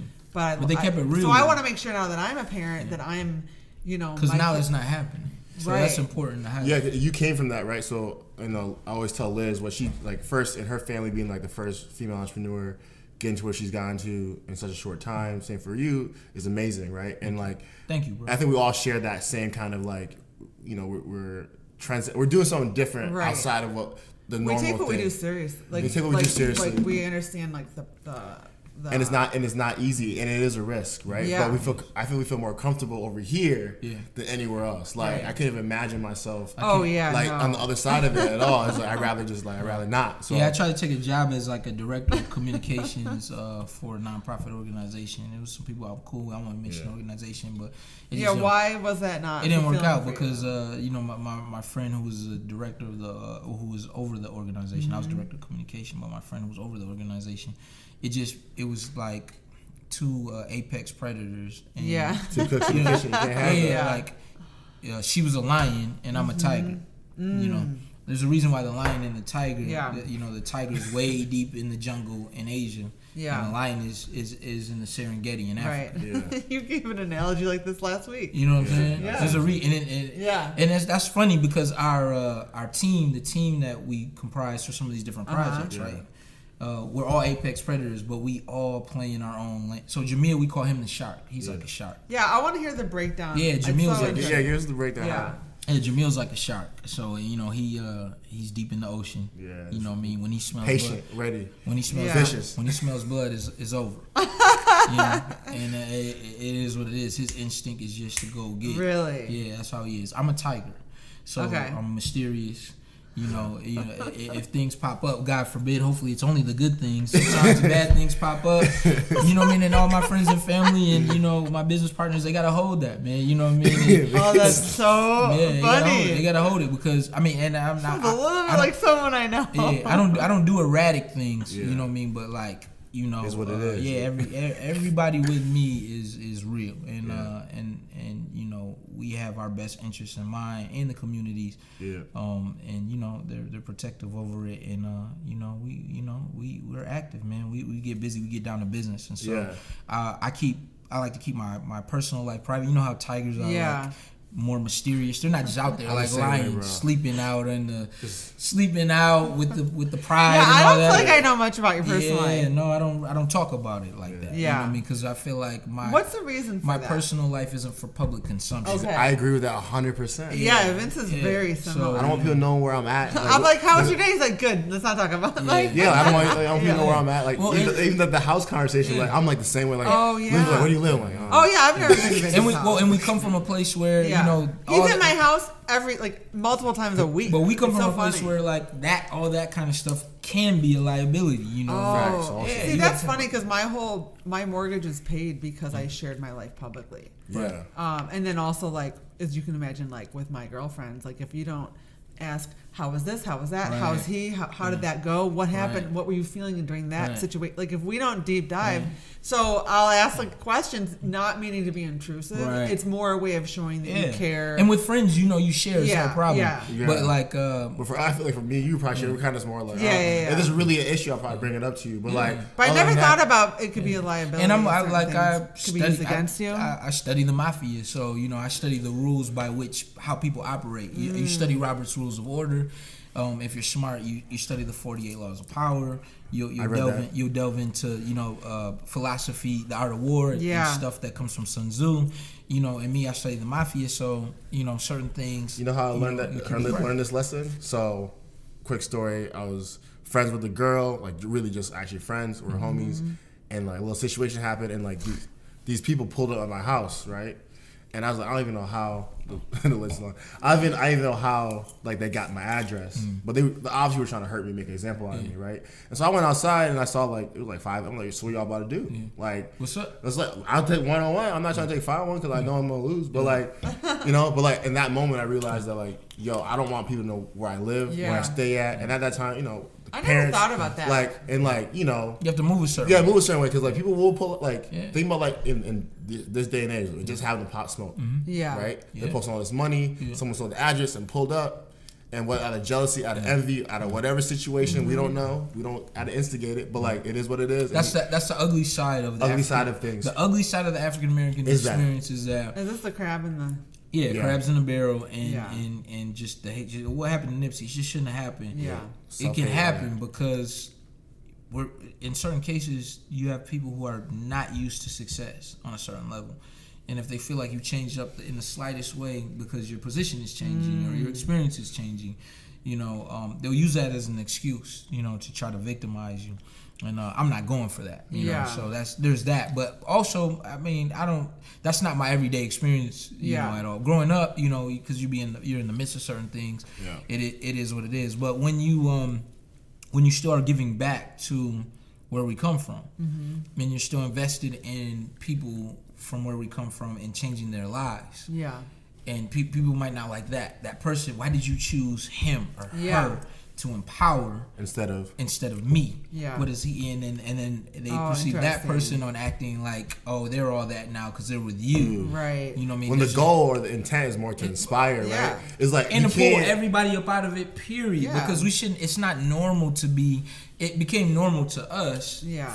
Violence became normalized too much in our community coming out of the crack epidemic. My grandmother and those, they don't know anything about this. Yes. They look at this stuff and they frown upon. They don't understand people not. Yeah, this isn't. They got lost. Yeah. Yeah, we got lost. They call Generation X in the black community the lost generation. Yeah. I guess that makes sense. They call it that because my grandmother was fighting to go be a doctor, be the head nurse. I mean, women couldn't vote. You know what I mean? Exactly. So we were denied opportunity, right?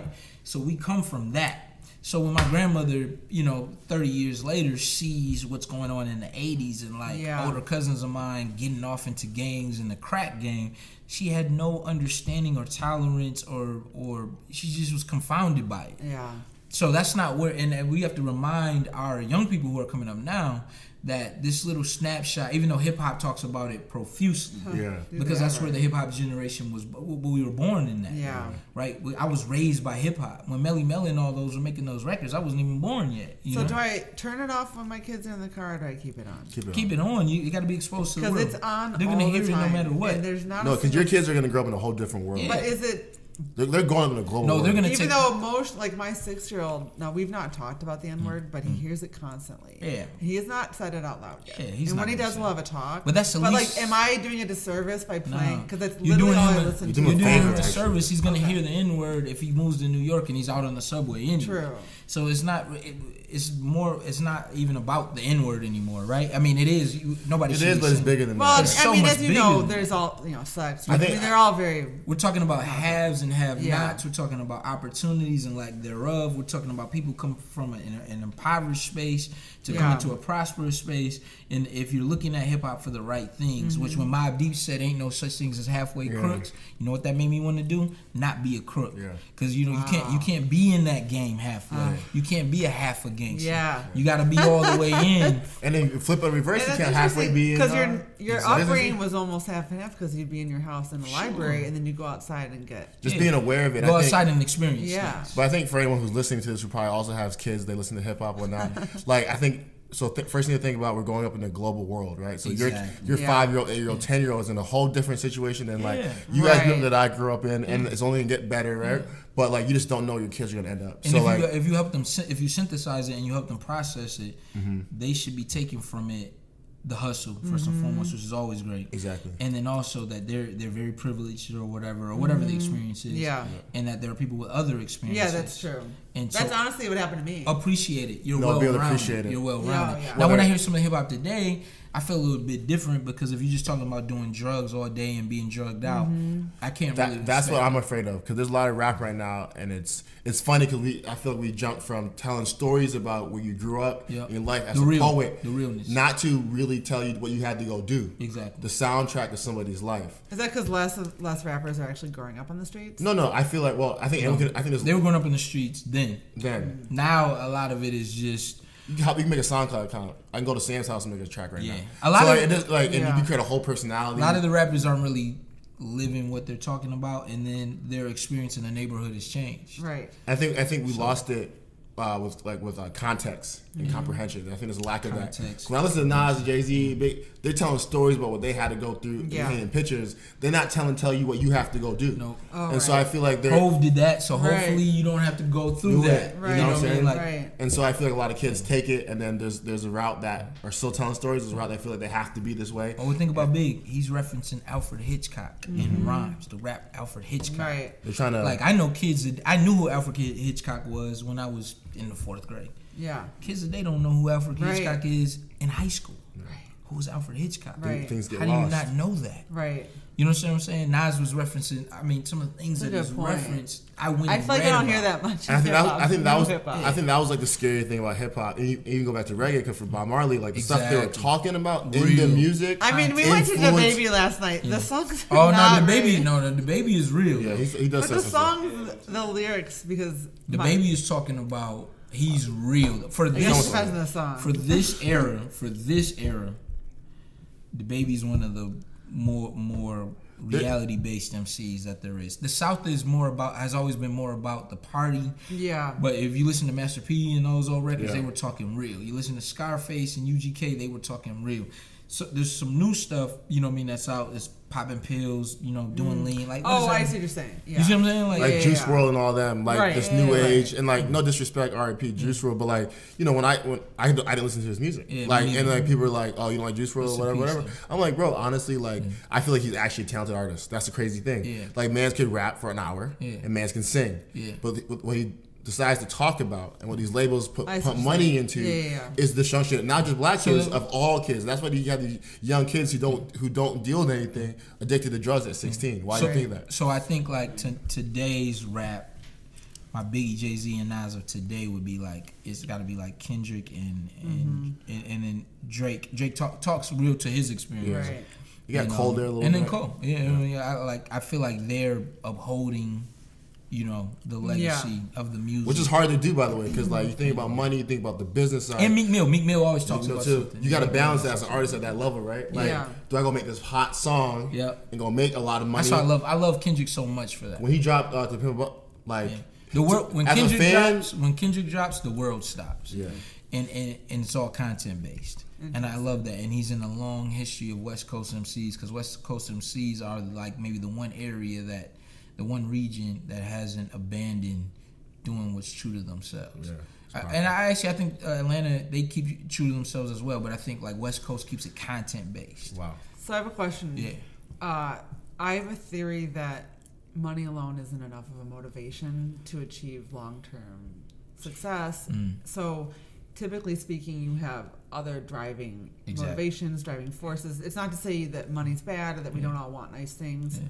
I love money, but money was never my driver. Yeah. I think for me, it's because I grew up with it, so I never felt a scarcity or I never was nervous about it, nor was it also like something, for whatever reason, I didn't yearn for it because I always had it. So do you have other driving forces? Yeah, I do, but I think for my community, Maslow's hierarchy of needs still remains and holds true. I talk about that all the time. So tell me your perspective on that. Well, first, break that down. First, it's money, right? It's food, you know what I mean, and that all comes from money. All the things that first secure us in our community, housing, shelter, it's gonna be money based food. first. That's the foundation. People like.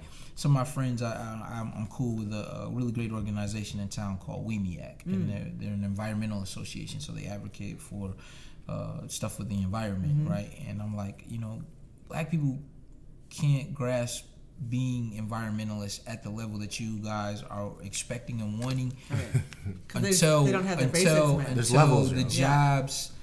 The job situation, the employment situation is better. Yeah. Until the business opportunities and ownership is better. Right now, they're thinking about the bottom line, and and we're gonna do what we have to do in order to secure our bottom line, and then that'll give us some opportunity to think about other things. It's kind of like how Jay-Z's music evolved over the years.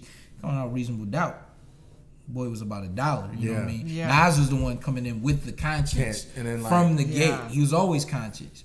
Jay always had a conscience, but he was cutthroat, tycoon. He really has always been like the same guy, and then evolved into like what from me to we, as Diddy would describe it, from me to we. Right. Nas in his music was always trying to provide you the message, even though he was talking about the warfare and the. So that's just a good analogy. Yeah. I think the vast majority of people aren't gonna be like a Nas. They're gonna relate to a Jay-Z. I'm gonna hustle till I get to this point, and then but they do. Everybody has a conscience. Everybody knows that the positions that we've been put into aren't ideal, and that those circumstances are much more due to social engineering than to natural selection. We're not in the position that we're in Watts and in Southside Chicago and in Texas because we were lazy and we, aren't trying to be our full selves.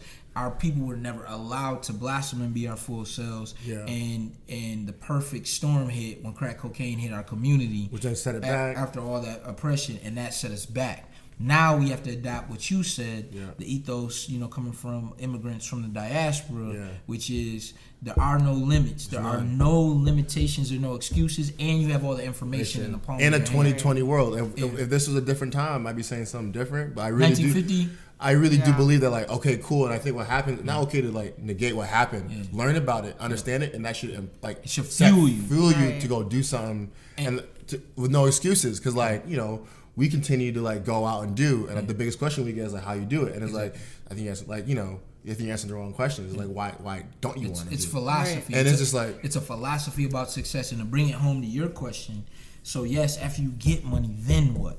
It's like we were talking about all the mainstream investment that goes into charity around Grand Rapids. Yeah, they've been putting in hundreds and hundreds of billions of dollars even, but it's not effective.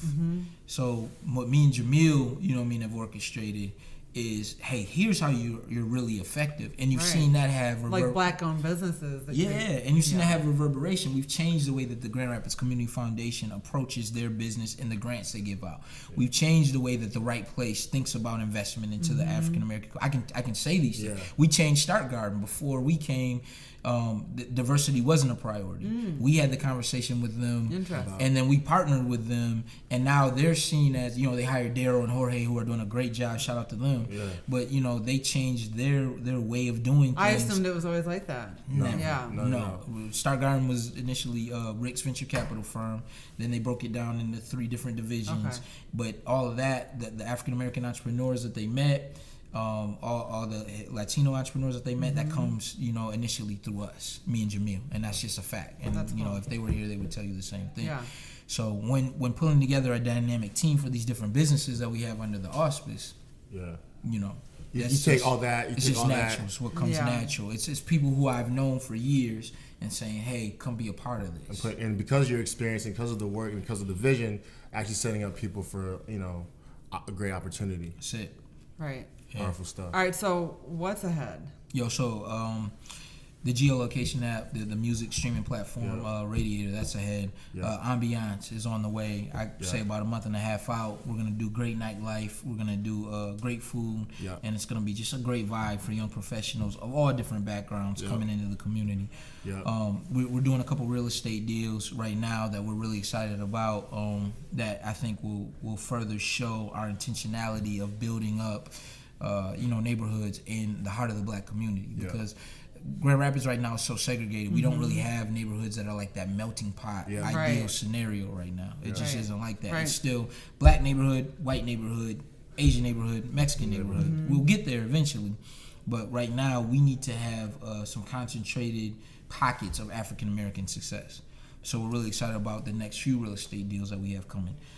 We are venturing into cannabis is legal now, and we are venturing into that business quite soon, and we're looking forward to recruit some good partners to be a part of that with us as well, to do some things, do some business. Wow. Because our friends have been getting locked up for nonviolent drug offenses for years, and now it's legal, and that's time, y'all. I refuse to sit back and not capitalize off that and have some of my people capitalize that who it's a no-brainer. Yeah, it's a no-brainer. So great things going on, great things on the horizon for sure. And then Motu Viget Spirits, hey, we have one of the highest selling brutes in all of West Michigan, and we're expanding into East Michigan with both of our products. We have new products that will be announced and we'll be releasing before the end of the year. Wow. So it's a very fast growing company for us, but the work is grueling.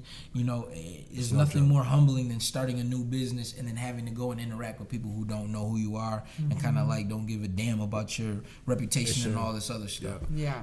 I can't go into a party store on Hall and Division and say, hey, I've been voted one of the 200 most powerful business people in all of West Michigan. I mean, I can, but it doesn't really.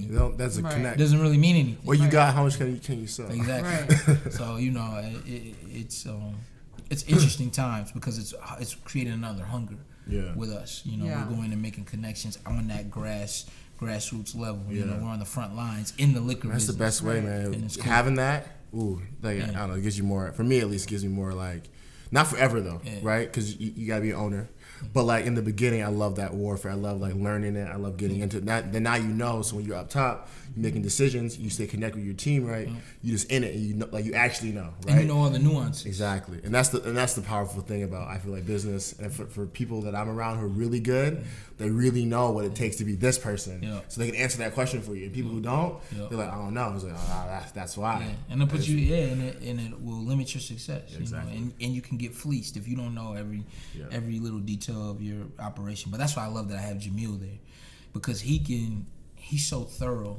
He can analyze all the different nooks and crannies of the business, the things that I don't want to delve into, and then just give me the crash course, and I'm a fast learner and I can be on it. Get the stuff you need to know, because we have to move fast because there's so much going on.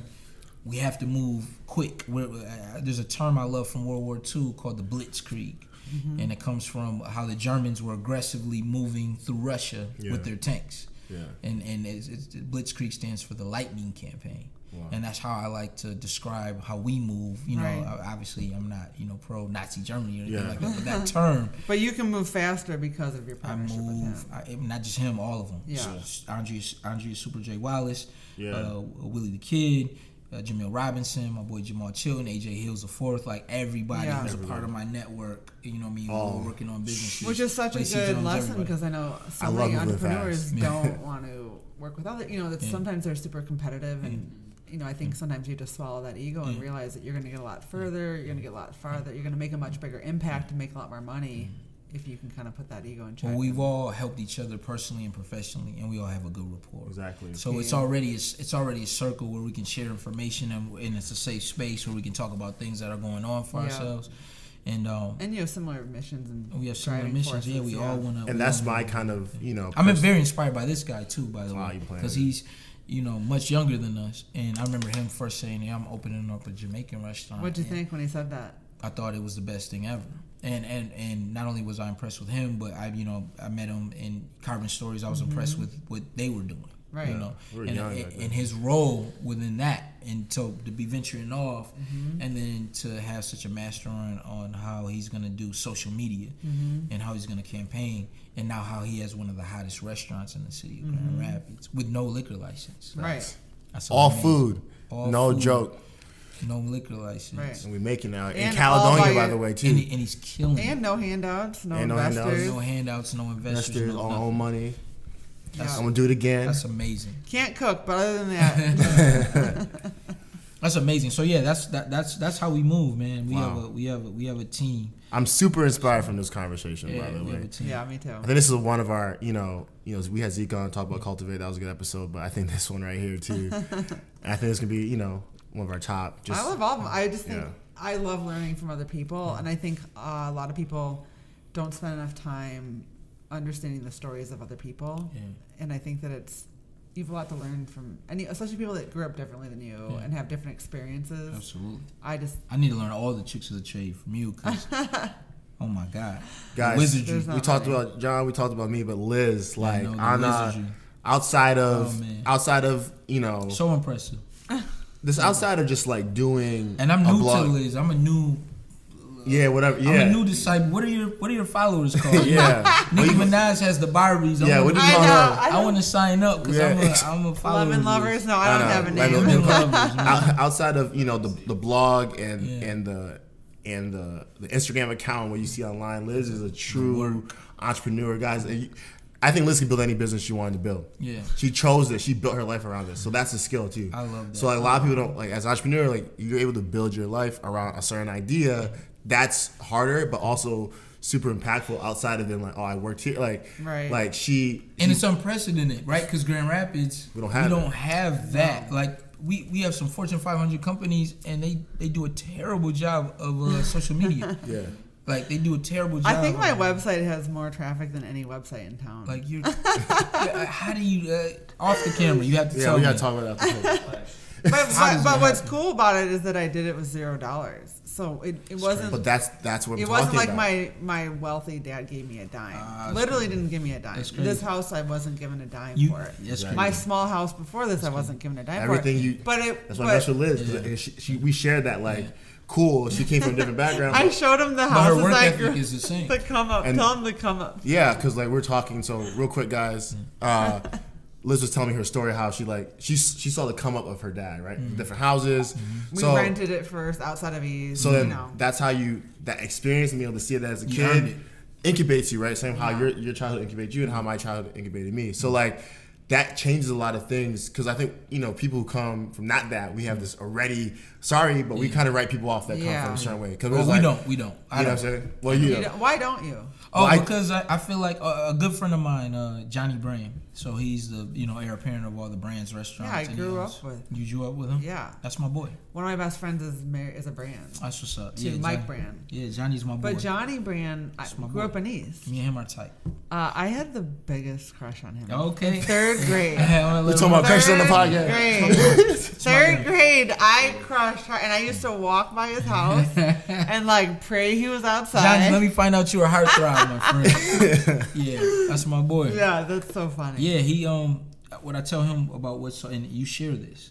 What's so impressive about him is his drive and his will to do things outside of what the family had set up for him. Right, so exactly. Brands is an empire. It's done great business in the city for years.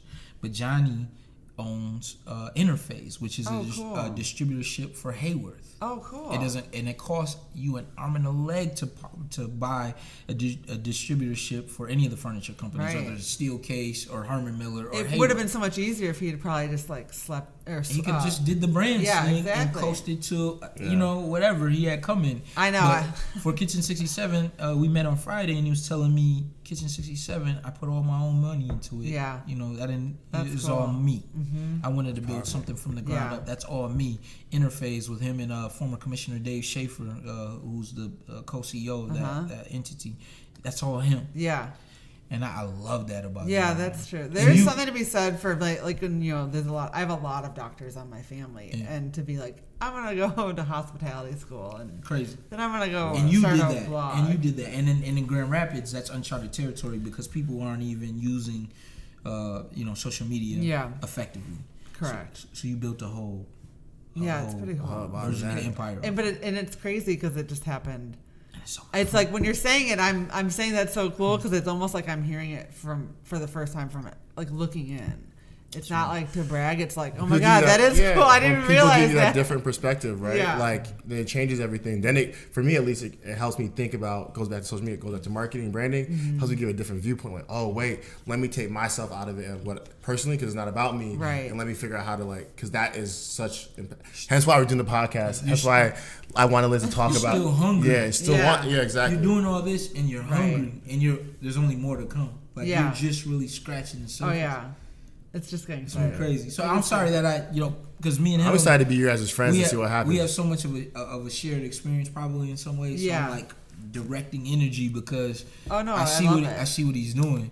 And no, he's incredible. I mean, I can't. I'm not that good. I know he is incredible. We have I here I was in Boston getting I'll tell you because my dad had a $250,000 hospitality degree, which is hotel restaurant management. Meanwhile, Vince is literally at 20, opening the restaurant, doing the damn thing. Exactly. You know what I mean? I'm in class. Wish I knew what he knew. Right. Exactly. And not just that. Yeah. No, not even that. I do. I know what he's doing. I don't think I could do it. So it's more of, to me, is I understand how hard it is, and I don't think I could actually do it. I really don't. Yeah. And I'm pretty good at a lot of things, and I just really realize how hard it is. I don't think people understand to be 20 years old. Most people are afraid to start a podcast, to start a website, start an Instagram account. So much fear. To start a brick and mortar restaurant at 20 years old with no experience, family of restaurants behind you. You did that on your own. When I think back, to be a woman though in West Michigan, I think that's the key, right? That's hard. Yeah. Women aren't encouraged to be go-getters like women that. aren't encouraged in my family to work outside of the home. That's me working and not being a stay-at-home mom. That was the thing. It's to this day. To this every moment. I love that though. It's tough. It's crazy though because people still want to go get a degree. Well, I mean, the weird thing is that I was supposed to go to. Well, that's the thing. I went and got this $250,000 degree. Did you not want me to work? Right. But I think in reality, and it's true. I mean, there is no better work than raising your kids, and I have many stay-at-home moms, and I have the utmost respect for them. My mom was a stay-at-home mom. My sister, my cousins. Mm-hmm. There's very few women in my day-to-day circle that work outside of the home. That's crazy. Let alone, God forbid, hop on an airplane for a business trip. And it's a little tough sometimes because it's looking like you're picking your work over your kids. I love stay-at-home moms, and what they contribute is invaluable. Oh, invaluable. That's a full-time job.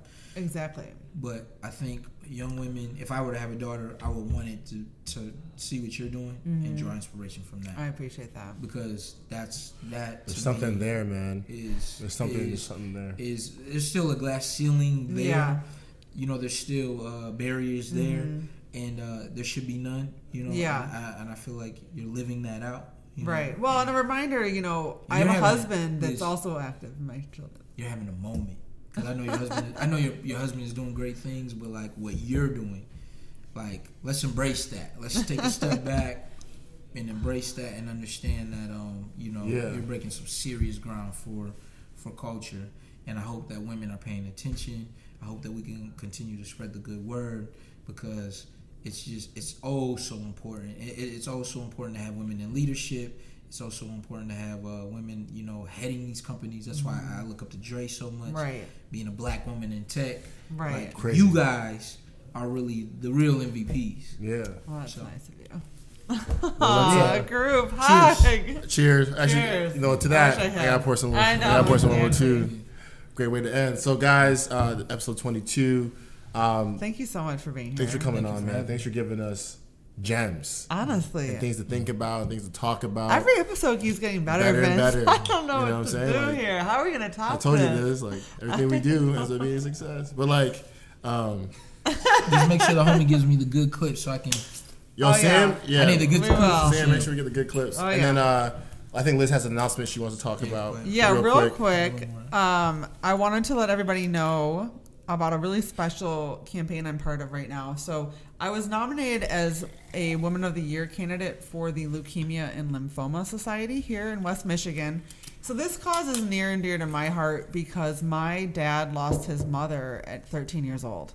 And I've got 2 little boys, and they get sad when I go out of the house for a couple hours. So the thought of that is crazy. And then what is even more tragic is that my dad's sister then died at 9 years old, a year later, also from leukemia. So leukemia, unlike most cancers, primarily affects children. It's the #1 cancer for children. Additionally, it the rate of it decreases as you get older, which is different than other types of cancer. So blood cancer is near and dear to my heart. And right now I am doing a fundraiser. We'll leave the link in the show notes. But any dollar, like if you could give up a Starbucks today and donate that $6 or $20, $100, whatever you could do would make a huge difference. So right now I'm competing. Well, there's 10 of us here in West Michigan, and we're working together to compete with cities around the country. And you know me, I'm a little competitive. I would love West Michigan to really crush it. Just a little bit. I know. So, and blood cancer also, what's kind of unique is that it impacts all other cancers. So the research that the LLS society, LLS does is actually going to benefit every other type of cancer, prostate, colon, breast, because blood, of course, runs through the whole body and it impacts every other type of cancer. So anything you guys can do to help me would be hugely really meaningful. I would really greatly appreciate it. I know so many of you have been impacted by leukemia, lymphoma, and other blood cancers. So I also love it when you guys let me know those stories. That helps me stay motivated, because I'll tell you what, fundraising is not for the faint of heart. Asking people for money is my least favorite thing I found out recently. So I'd rather earn it than ask for it.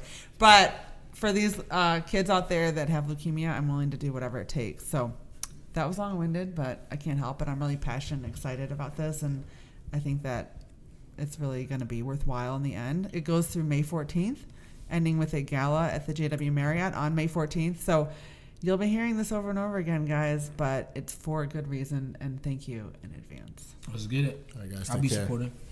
Cool.